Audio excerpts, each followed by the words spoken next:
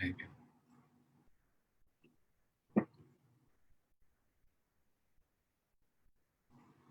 Hi, hello everybody. I'm live now. We are live already, right? Okay, so while we are waiting for more people to come in, where I see just share first. Give me a while.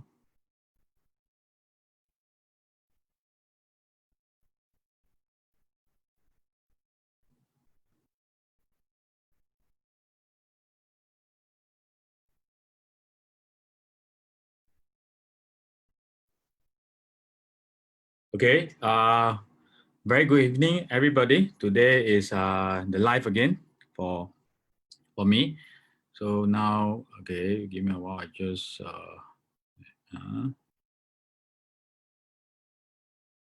Okay, so today I'm going to share something that is very technical.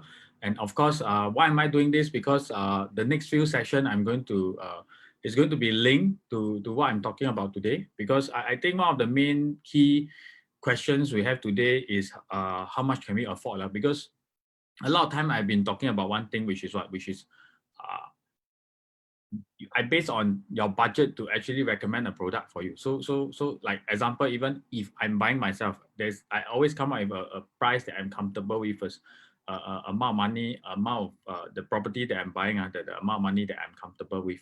So today I'm going to go through that. How are we going to run through some of the factors and simpler step lah. But of course, I try to make it as simple as possible. But numbers is still numbers. So it's still quite complicated. But I later, if along the way y'all got any questions, you all can actually put into the chat so I can answer along the way lah. So next 2 weeks or next 3 weeks, I'm going to do what? I'm going to do based on different prices. Let's say maybe the first week I'm going to do like 700,000 to 900,000. What are the type of properties that we can buy? Be it resale, new launch. I'm going to bring up some of the things, some of the product that I think would be suitable. Be it for rental you or be it for appreciation, because there's certain properties that we are talking about, like the lower price one, like 600,000-700,000. Now we will not have huge capital gain that we are talking about. So that type of property we focus more on, like, or how much rental I can take back. So there might be a chance that you might be looking more for resale property. So that's why today I'm doing this. Main thing is to link up to the next 2 weeks, next 3 weeks, so that we can do what? We can do a calculation of our funds first before we move forward to even analyze what are the product that we want to buy. So in terms like example, I already understand, oh, I can afford up to about 1 million. Then what are the properties as of 1 million is something that I can look at. Because a lot of people get very confused because of one thing. Key thing is I do not even know my budget. Then I keep seeing a lot of product. Then I start to base on product and go and calculate. So I want to do it the other way around. We do it based on our budget first. Then we start to look for the product itself. Okay, so today I'm going to go through what I'm going to go through. I just share screen here. Okay. Okay, so today the topic will be 3 factors that will determine your budget for your next property purchase. Of course, the 3 factors is very simple. It's your down payment. Later, I'm going to run through your how do we determine your down payment, your loan, and last thing is your repayment, meaning how long you can repay for your house.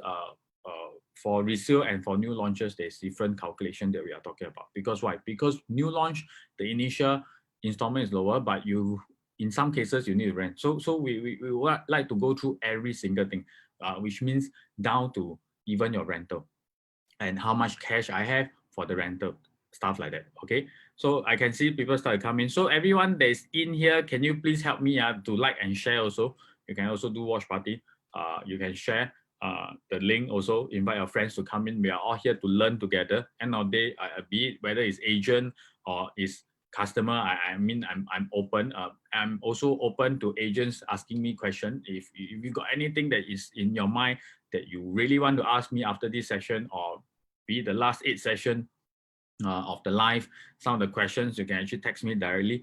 And of course, last week I got Joel that is here with me, which is a live session between 2 of us. I think that is quite fun. So I'm also open moving forward to have more of you coming on board to join me for a live, just a 45 minutes about some of the things that you want to run through.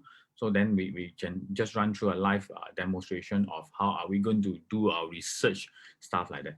Okay.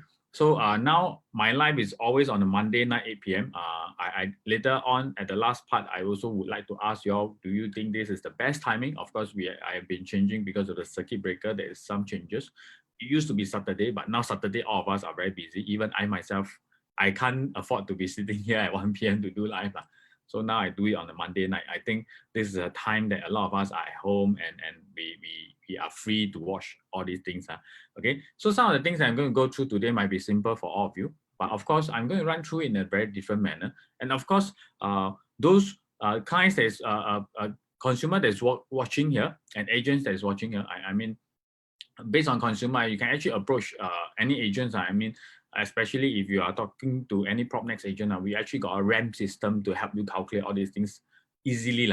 But if you have not been in contact with anybody, then you can just do based on what I've shown you to do a brief calculation for yourself, so that whenever before you approach an agent, you already know what you are, where you are standing. Okay.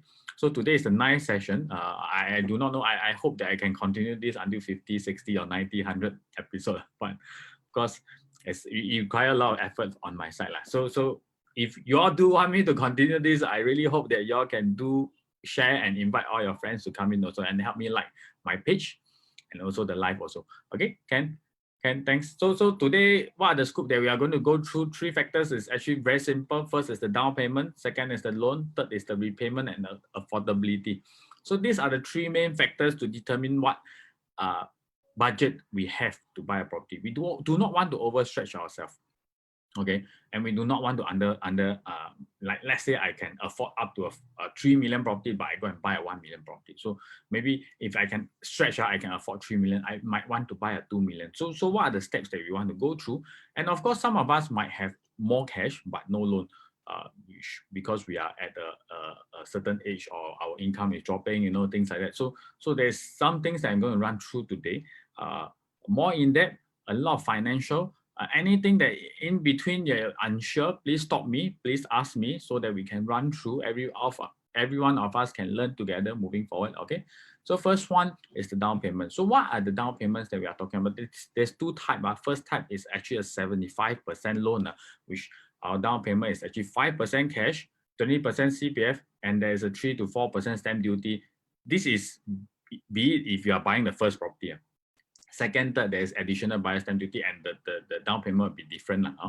Of course, for me, very simple. If paying ABSD to buy today, I mean for myself, I would not. So that's why I'm only calculating based on the first property.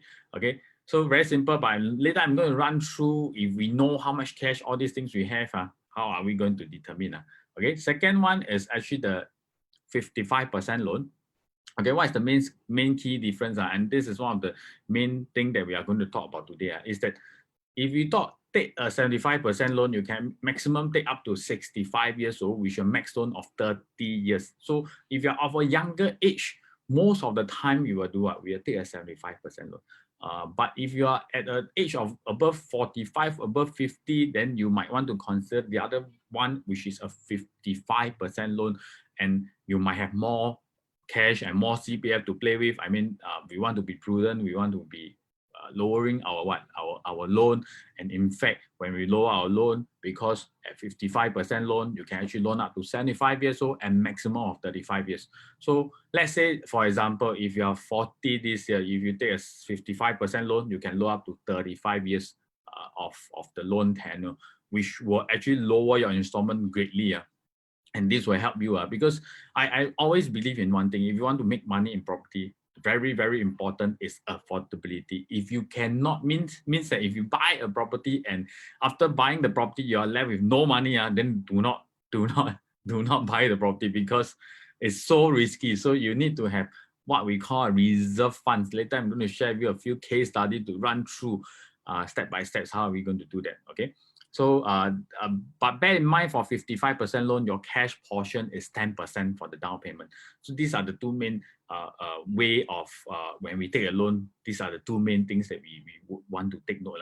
Okay, so of course, whenever we want to move forward and buy a property, we based on our own age, we will do a calculation like that. So let's say today, based on down payment, we got I just go by the down payment first. The loan will be a second part because you see there's three things that we are talking about. So how do we calculate based on if I have 100,000 cash, 200,000 CPF, all of us watching here, I got 100,000 cash, 200,000 CPF, and how do I calculate how much can I afford?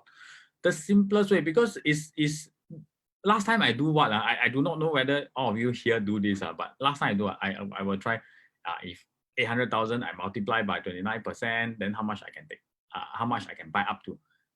Because then I will know how much down payment I need for 800,000, 900,000, 1 million. So step by step, I go and calculate, which means what? Which means I do not know what is my ultimate figure. So I calculate based on what? Every property, every 100,000 jump, I do a calculation. I see, then this down payment I comfortable or not. I do it in this manner. But actually, there's a much easier way, which is what? Which is you take your whole 300,000. First thing you have to see, because if you see here, the first thing is the 5% fulfillment of the property. So now I got 100,000 is quite safe because it's definitely crossing the 5% that we are talking about.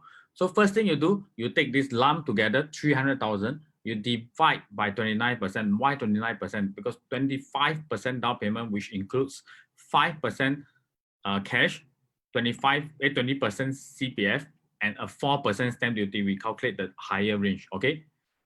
If we divide in this manner, our max purchase price we can go up to is how much? 1.03 million. So in that sense, you know, my down payment, the money that I have, the maximum purchase price I can go up to is 1.03 million. So it's a simpler way. Then after that, you reverse back to what? To calculate if I buy. So you know, you don't need to consider anything that's above 1 million already, because not enough cash, not enough down payment. Then you calculate based on what? So now 800,000, how much must if 800,000 multiplied by 29%, how much cash and CPF am I left with? Then you will know the actual figure. So it's a faster step for you to actually jump to make sure that you can actually do it. Don't need to spend so much time on the calculation itself. So this is a step that I'm going to I share with you to let you see based on your own money, shortcut way to calculate how much you can afford to. Okay. Next is a loan that we are talking about. So today's session, now I'm already 15 minutes. I mean, that's so fast. I think I will stop at about 45 minutes. But of course, the later on, the case will be a bit more complicated. And if anyone here, all those that is watching the live who do not understand, please ask me, because if you don't ask, you'll be lost. Okay, so those who are in, can you please also, I repeat again, help me like and share so that we can reach out to more people. So help me like and share. If you can, you also can like my page, because next time if there's live, you'll be informed. Okay, can. So there's three things that we want to consider for loan. First is fixed income, variable income. I will not go in depth about it, because in depth we might need 5-6 hours. Second is pledging, and third is unpledging. So I will run through very briefly, and later I will do some case study based on the down payment, the loan, all these things add together. And the last part is the affordability, the how much months I can pay with my balance money. So in that sequence that if you are doing for yourself, it will be easy for you to determine how much you can buy. First step, your down payment can afford up to how much. Second step, you calculate your loan first. So, but loan part is a bit complicated. Why do I say so? Because now I'm sharing a bit about the loan, and I need a bit more time to explain this. And I explained this many times to many people. A lot of people do not understand. So, if you do not understand, please ask me. Okay. Later, last part we will have the Q&A. Okay, but in between, if you got anything, because I do not want to be now you don't understand up to the end, then you start to ask, then the whole session you are not really watching. Okay, so 55 years old, I make 10,000 income, how much can I loan? So 75%, I can loan up to 1.034 million based on my 10,000 income, which is a TDSR calculation. You can find a banker. I do not want to go in depth about how we're going to do this calculation. 55%, I can loan up to 1.335. So at this part, a lot of people are very confused. Consumers is in here, And agents that is in here, some agents might know how do we judge this, but it doesn't make sense for a 75% to be lower than 55%. I mean, in factual, but why is this so? So now I'm going to go through this.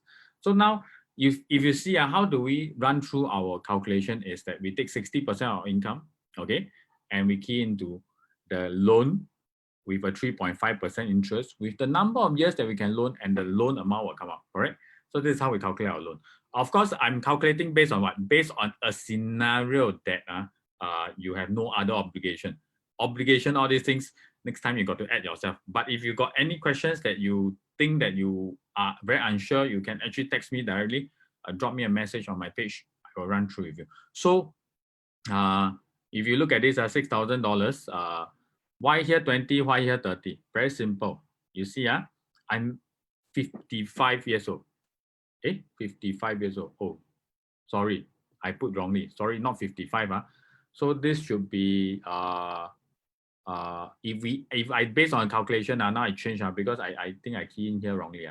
If I base on 45 years old calculation, okay, not 55, sorry.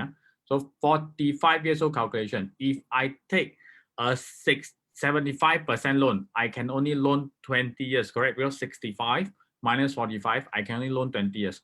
So my loan amount will be 1.03 million.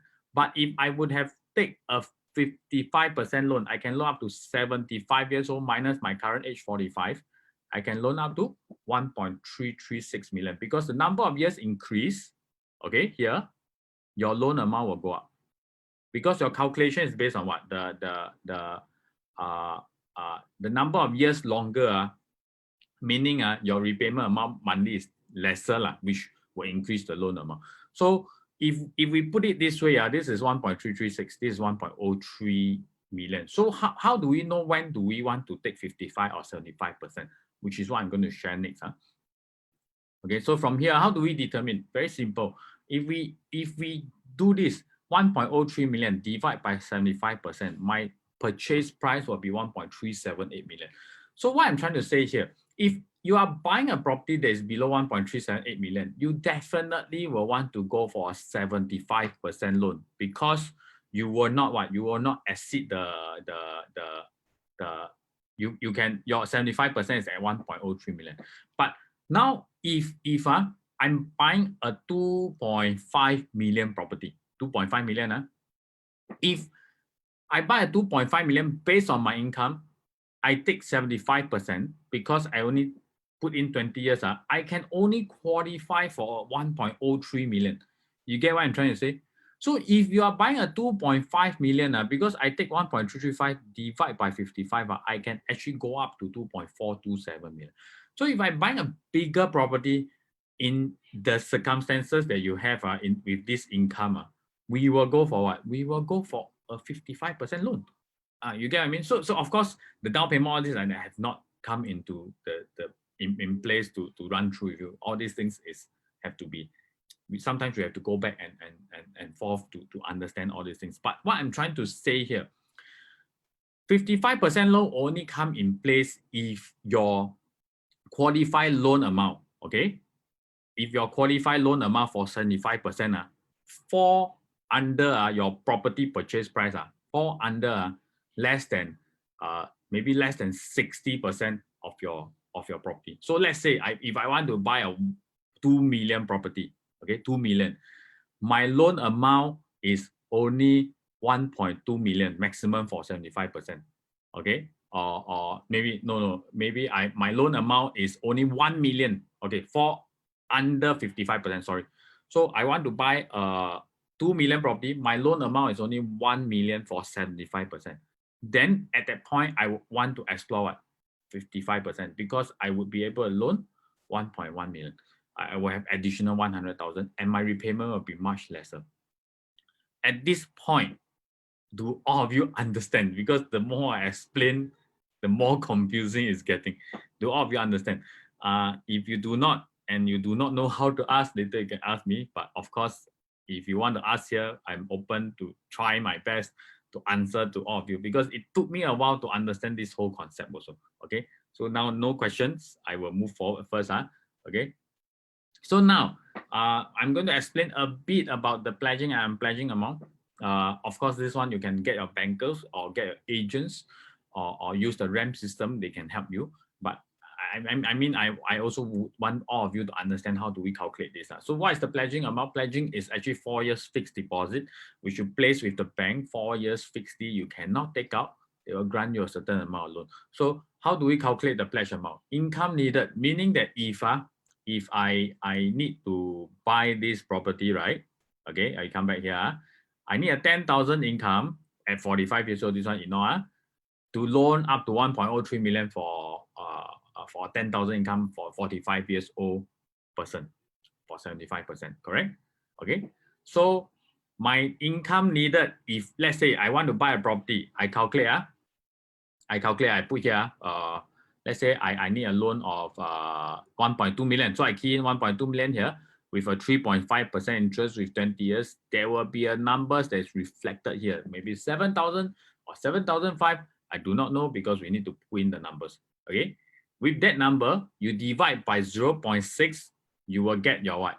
Income needed. So income needed minus your what? Minus your actual income earned. So let's say your income needed to get this loan is 12,000. Your actual income earned is 10,000. There's a difference of 2,000. This 2,000, you multiply by 48. This is your pledge amount. 4 years cannot take out. So what is unpledged? Unpledged is cash in bank once before you sign the LO and once during signing the LO and once before the first loan disbursement. So what do I mean by first loan disbursement? Two things.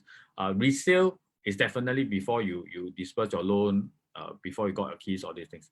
For new one is before the first foundation disbursement. Okay, so how do we calculate this? Is the pledge amount we divide by 30%, which is divide by 0.3, we will get the unpledged amount. So in fact, the pledge amount is 30% of the unpledged amount.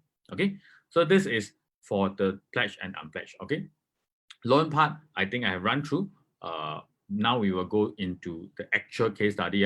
So now, case study one, I'm going to run through only 2 case study, and later I'm going to be open for the question and answer. I think sometimes maybe this session we will not have much because asking a question about financial is not easy. True or not? So first one, case study one, repayment. We talk about repayment. So you want to buy a property at 1.5 million, you have 150,000 cash and you have 500,000 CPF and you qualify for a 1.2 million loan. Okay, you are 40 years old this year. Are you comfortable? So how do we calculate this? We'll run through here. So let's say 1.5 million. First, I got to count my 5%, which is 75,000, which I have 150,000 cash on hand.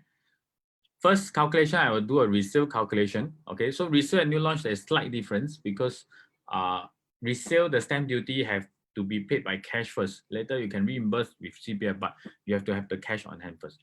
Okay, so cash on hand, $150,000. I need to pay off 75. After that, I'm left with $75,000. Okay, so of course, there's some banks they are able to do like what do I, bridging loan for even the first 4% or bridging loan for the stamp duty. All these things are this one. You if you want to know more, you can check me out. Okay, so 1.5 million multiplied by 20%, which is the down payment of 300,000. So I'm left with 200,000. So you want to separate your cash and your CPF calculation if you are doing your affordability calculation. Okay, so stamp duty 1.5 million multiplied by 4%, 60,000 minus 15,400. This is our calculation. 44,600. You have balance 75 minus 44,600, left with a balance of $30,400. Of course, part of it can be the CPF, the stamp duty can be reimbursed in CPF later on, but we want to because for resale you do not need to have a lot of cash on hand. So I'm going to run through why. Okay, so balance funds, I have 230,400. Why? Because here 200 plus $30,400. Okay, so 230,400. My loan 1.125 million. My interest 1.5%. When you do your affordability calculation, please do a few interest rate, 1.5, 2%, 2.5. Why? Because you want to test yourself. Of course, the government have already did for us for the TDSR calculation, but we want to test ourselves. If the interest increase, can we still afford? How long can we afford? Okay, so 25 years don't, because I'm 40 years old. I'm not 40, I'm 30 plus, but the case that I'm running is 40 years old. So repayment is 4499 based on a 1.125 million loan, which is 75% of a 1.5% interest. CPF every month, if I'm earning that kind of income, this case I never put in, but with the loan that you can qualify is earning more than $6,000, CPF will be 1350. So if you stop work, so we want to calculate two things. If I stop work, if I continue working, I stop work, my 230,400 divide by 4499, I can pay for 51 months, which is about 4 years plus. Okay, so then you have to determine, are you comfortable? Meaning that after 4 years plus, you have to start to pay your house by cash. Okay, cash of how much? 4499 if you're not working. Okay, so you have to, this one, the comfortable level is not determined by me, because I might be comfortable with 3 years. I have met customer, I calculate you can finance 10 years, they also say, what, like not so comfortable. So you have to determine this by yourself. But if we know how to calculate, then we can, at home we can play around with all these figures. Okay, so even before you actually contact an agent or what. Okay, so 230, if I'm working, I'm left with 13149 per month. Why? Because 4499 minus this. Okay, so I've got to pay 3149 from where? From my existing CPF, which I can use all to actually pay, because I have 200,000 left, and some of the cash that I have on hand that I'm putting in for this purchase. Okay, so this amount that I put in initially, 150, 500 is the amount that you are comfortable putting the purchase. Some of you might still have some balance cash, all these things. This one we leave it aside. Okay, so if I still working, I can pay up to 73 months because I have to minus this 135. Okay, so this part all clear. If working and not working also got different calculation. So usually we want to calculate very, very safely. If I'm not working, then am I comfortable? My balance CPF, I can pay how long? If that numbers is comfortable, then go ahead to buy the property that you're definitely looking at. So you see, first step, you calculate my total down payment 650. If I want to calculate 650, I divide by 29%. I should be able to afford up to about $2 million. But I cannot afford, I do not want to buy 2 million. Why? Because 2 million is a stretch. 2 million, I'm left with nothing, and I got to finance a huge installment. Okay, so I do what? I do a cut down to, I know, like from 2 million, you minus about 200,000, you can try one time, then see whether you're comfortable. Or you minus another 300,000, then you try one time. So calculate to a point that is the point that you're comfortable. Doesn't mean if I can afford, if you guys are here watching here, can afford up to a 1.5, 1.8 million loan, you want to maximize. No, because like example for me, maybe I can afford a 3 million loan. Does it mean that I want to buy a 4 over million property? It might not be, because I might not have the down payment first thing. I might not be comfortable after the down payment with the installment. So loan is just part of it. 3 things all have to calculate before you decide. Okay, so here very clear, simple, 73 months, 51 months, comfortable with it, go ahead with your purchase. Okay, next, the difference, this is a resale. Okay, this is a new one.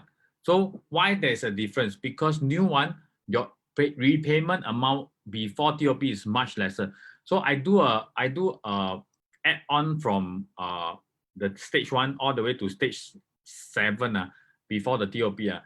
And average, the repayment amount is 1299. So we want to do an average. Okay, 1299.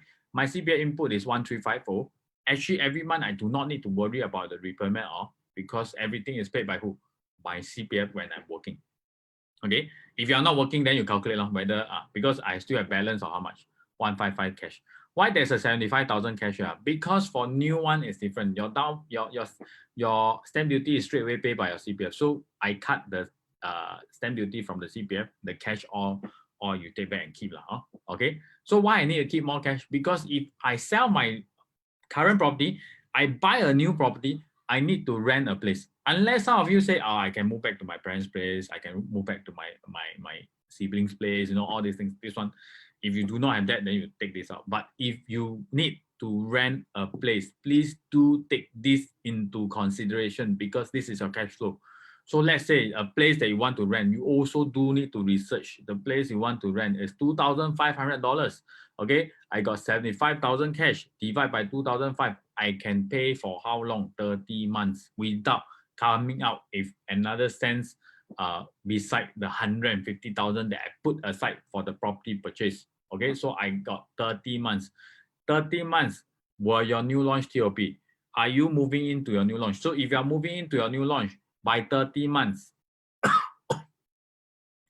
will it TOP? If yes, then is 30 months safe. Then it is quite safe because you do not need to fork out another single cent from your own pocket for the rental itself.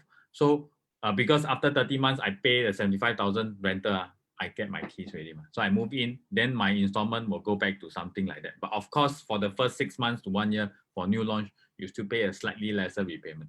So for new launch, you need to look at what? Your cash is important because remember, you need rental. Okay, so those who are looking at buying new launches, you need to look at this. If you are buying resale, then the cash, that's why I say if you are buying resale, the cash portion is not the most important, unless you want to spend massive amount of money for renovation. I leave it to you. I usually will advise against huge and a lot of renovation. Okay, so I see a lot of people joining in. Those who just joined in, can you just help me like and share also? So that we can have more people coming in now. Okay, of course I'm going to end already, but you can also like and share my page. Especially, I mean, share. I leave it to you. You can share, like my page because next time if I got live, I will be running through with you. So I think just now at the first part I was sharing. Why am I sharing this calculation financial today? Because it's going to build up to my next few session.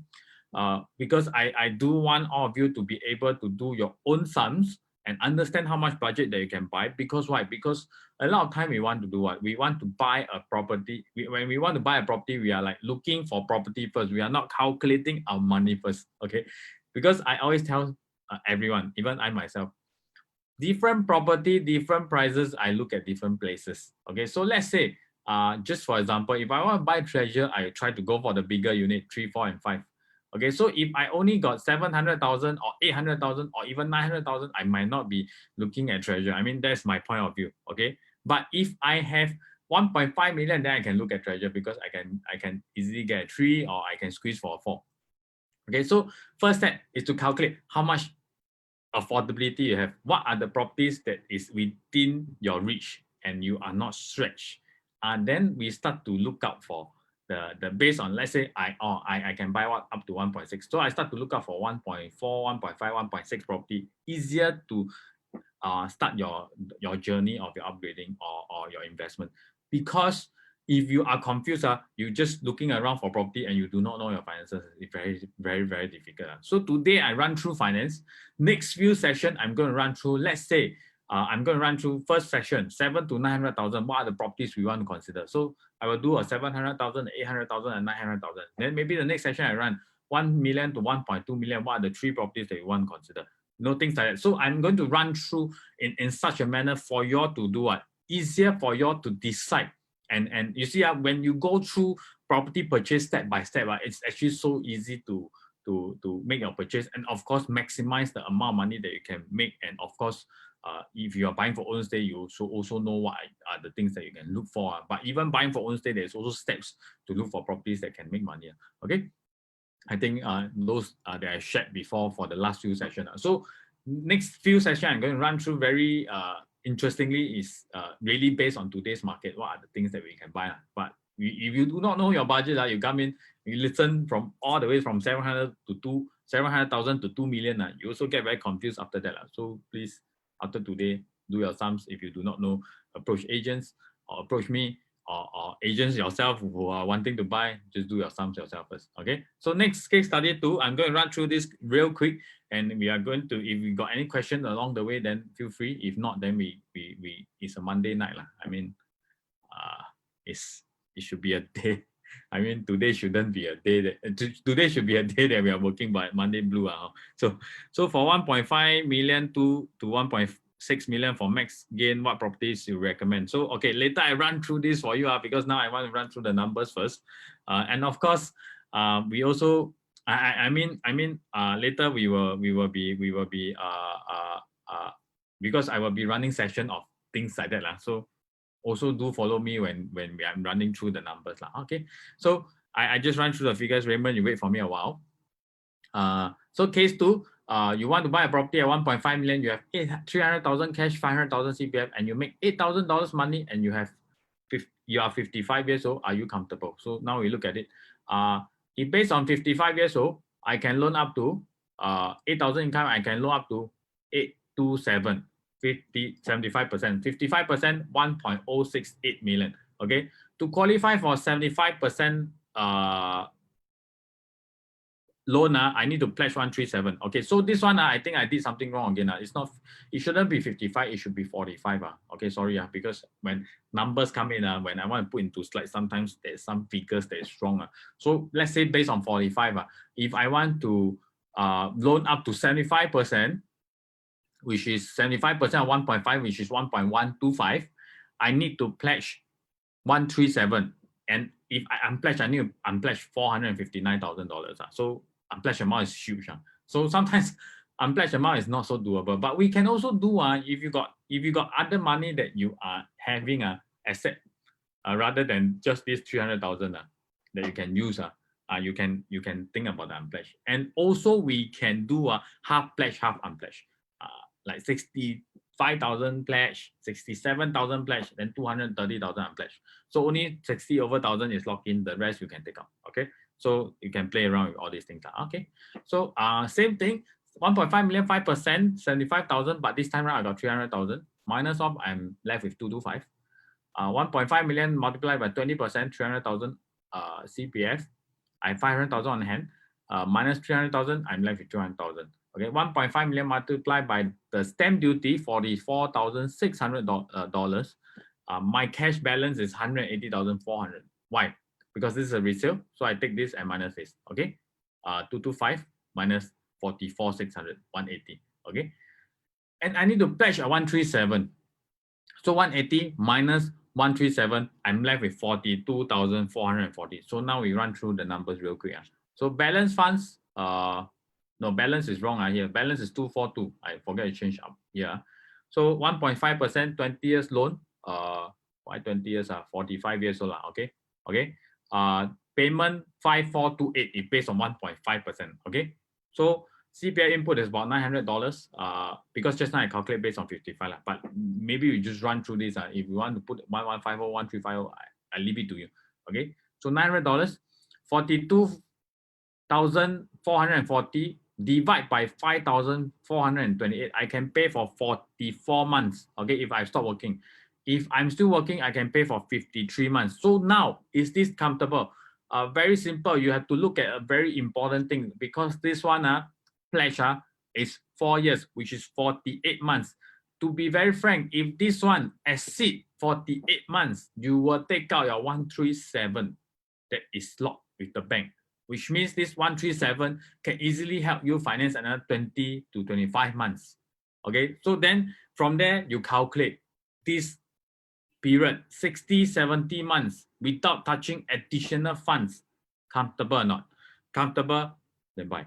Not comfortable, don't do anything. Then you lower your budget. You know, we do it in this manner. So usually, how do we lower our budget? We lower by about in the range of 100,000. So it's easier for you to do your sums. Okay. So today, it's about 40 minutes now. I think I run through everything. I'm open to the Q&A. Of course, I think a lot of numbers today, and I'm running through quite fast. Because there is a lot of people here, some different speed, some understand faster, some understand slower. So those who have more questions, I'm open to the questions now.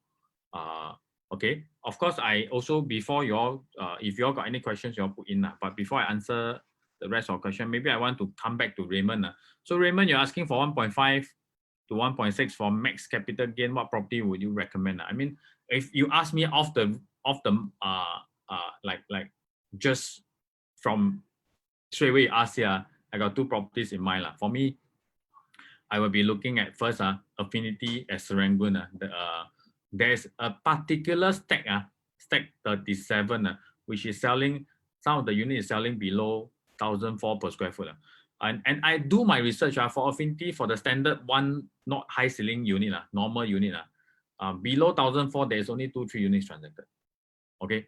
And this is really at the lowest price point that we are talking about, because this is a star buy unit. So and it's within 1.6 million. Okay. At 1.3 something per square foot if you go for the lower floor.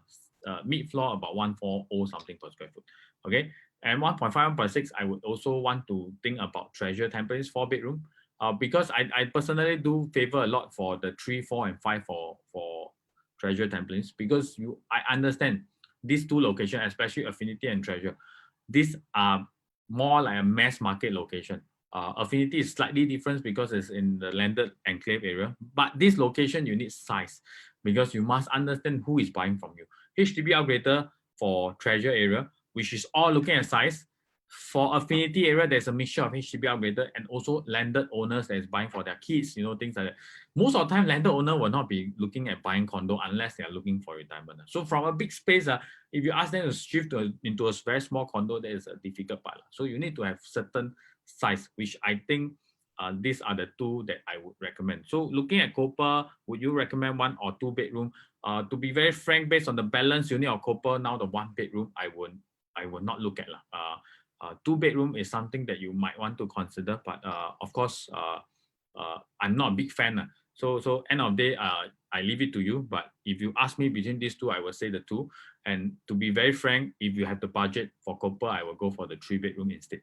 Okay, because if I mean the rental, I think some of us are talking about the rental is quite strong there. But for Copa, 2 bedroom is already about 1.5 over million. So to give me a good rental, I need at least about maybe about $4,500, $5,000, which I'm not so certain that we will be consistently getting that amount. So 3 bedroom, because the area, there's still a lot of buyers who are buying for own stay. You want to buy a unit that they might want to buy from you in future, because Copa will stand out in that location. So buy a 3 bedroom that you are easy to you want to sell to you want to have a huge group of buyers that is buying from you. So like example, if I buy in CBD, I want to buy small units, because the main group of buyers for CBD properties are investors who are buying for rental yield, things like that. But if you want to buy in Treasure area, you want to buy what? You want to buy the big units, because the main group of buyers that is buying from you in future are who? HDB upgraders, are own stay buyers. So my take for Copa is there is a lot of own stay buyers, especially for the bigger units there. I mean, if I buy Copa, I will look at the 3 more. So the one initially, yes, there is unit that is below 1.1, but there's only a handful. Now the units are getting a bit, high floor, that the price point is a bit higher. But I don't see that you buy 15th floor and first floor, there's a huge difference of rental. So if me, I'll go for the 2 or even the 3 if you can afford, based on the calculation that I've done today. Okay. So other than Raymond, is there any more questions?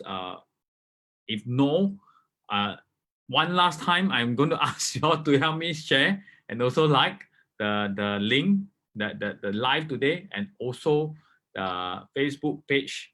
Help me help me. So Sterling 80-90% taken out, still worth to look at. More expensive now.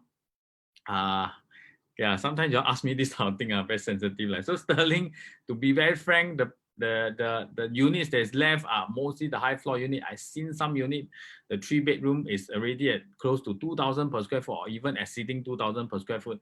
I personally, based on that price point, I feel is a bit too much for me, because I've seen how much they buy initially. I think some of them bought it at 1.5 plus. So I do my research in Commonwealth Tower, the 1.3 plus one all make money. Those who bought high floor 1.7, 1.8 still make, but the profit margin is not much. So if you want to buy there, it's more like keeping for rental, first thing. Secondly, is what? Is your profit margin. If you buy a 2-bedroom, don't think about 200,000, 300,000. I can tell you got 100,000, you want to exit as soon as possible. So if you want to look at Sterling, I might say that depending on your budget, because if you talk about even the nearest, the new launch, we talk about like Avenue South, which is not say the nearest but nearby. The 1 and 2 also quite expensive. So the 3-bedroom, there's still good value buys in Avenue South. So if you are looking for a budget of 3-bedroom, you could want to open up to go and see Avenue South. Okay, so if you got more questions, you can text me directly. Anybody got any questions? Don't have, please help me help me share, help me like my page. Next week, I'm going to go through weekly by weekly. I think I'm going to go through based on 3 properties, 700,000, 800,000, 900,000. So then we will, I should be going all the way to $2 million. So it will be the next maybe 4 or 5 weeks of time that we are going for. So those who are interested to know every budget, every 100,000 jump, what are the properties that I look at? I'm not just talking about new launch. I want to say again, I'm talking about resale and new launch also. Like if 700,000, I might be focusing more on resale property.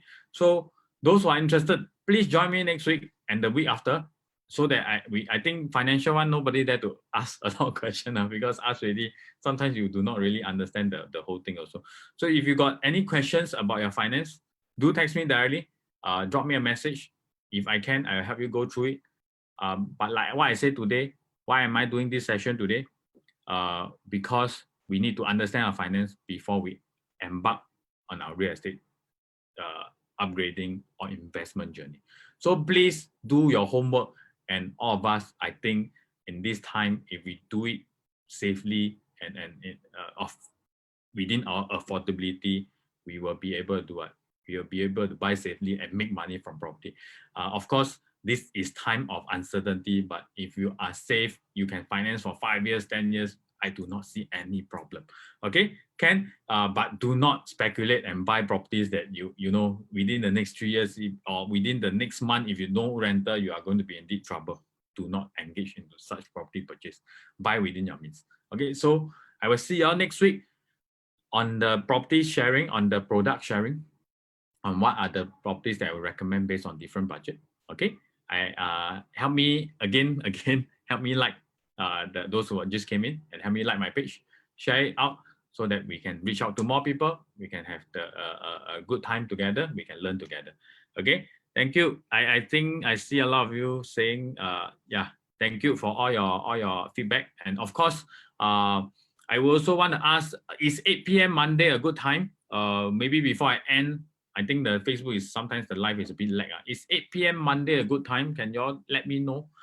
Is it good for me to continue at this timing? Can I see all of you help me, tell me whether is it a good time? Now it's what, 45 minutes.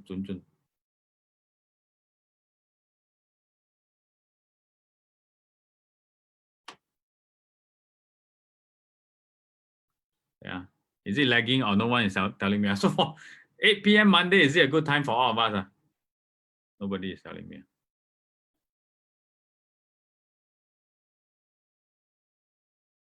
Okay, I think some say, okay, can. So if no one say anything, I will just continue at this timing. Okay, so I see you next week. On first part will be, I see whether I can find any 500,000-600,000 property. If yes, then I will start from 500,000-600,000. Because now not easier. So first part will be the lower range one. Then we will move up along the way. Okay, so I see you next week. I wish you all stay safe and all the best. See you all next week. Bye bye.